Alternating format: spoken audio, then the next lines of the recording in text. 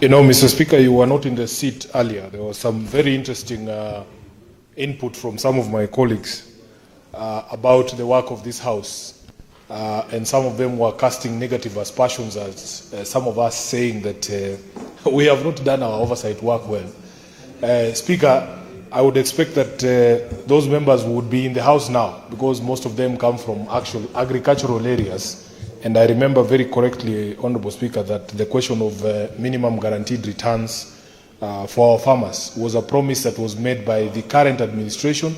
And even those of us who are on the Azimio side, we promised Kenyan farmers that we would put in place a mechanism to guarantee certain returns, at least when they go to their farms, that they are able to recover what it is that they put in terms of recovery of costs. Mr. Speaker, would you believe it that some of the senators there who are pointing fingers and saying Nairobi has not been properly oversighted? I remember, Honorable Speaker, that as a member of the County Public Accounts Committee, the chair of PAC sometimes has to restrain some of these senators from praising their own governors when they appear before these committees.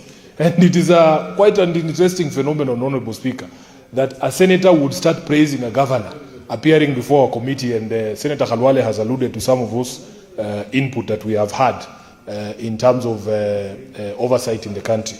But Speaker, I don't see the senator for Kirinyaga, who is also my advisor on agricultural matters, because he's quite of an expert on some of these issues. And Honorable Speaker, I do not understand why the bill has been framed as demanding minimum guarantee returns only from county governments. Because as I said when I started, this was a promise of the Kenya Kwanza administration that they would actually put in place the MGR for all our farmers across the country, for them to be able to earn a living from the practice of agriculture. So, Honorable Speaker, just briefly, we must do something to guarantee returns for farmers.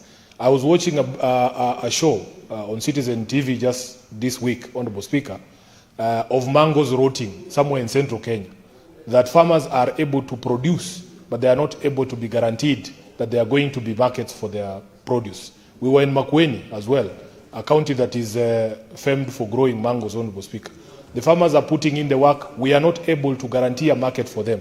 What this bill is doing, Honorable Speaker, is actually putting the load on the county governments, that the county governments must somehow find money to pay these farmers for their produce, whether or not the county government will have an outlet for that produce at some point.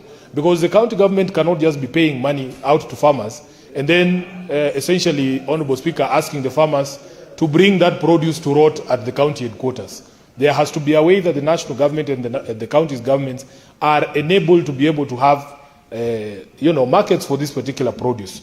So, Speaker, I think when we go through the bill itself, and the majority leader has encouraged us to pay attention to the committee of the whole stage of these bills, that we are able to bring in amendments that will make sense of the entire bill. I know that the mover of this bill, Senator Veronica Maina, is also very passionate about agriculture. And I remember one time, Honorable Speaker, when debate on the finance bill of 2024 was raging, she gave me the story of her, I think it was her grandmother, who had only one avocado tree at that particular moment in time.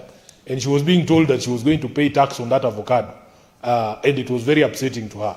So I am hoping that when we have this discussion with her, I was not here when she started to move the bill, but she also has to tell us now whether her grandmother has a guaranteed place that she can sell these avocados that she produces, or are we essentially binding county governments to be the buyers or the final buyers of the agricultural produce that comes from our farms? I thank you, Honorable Speaker.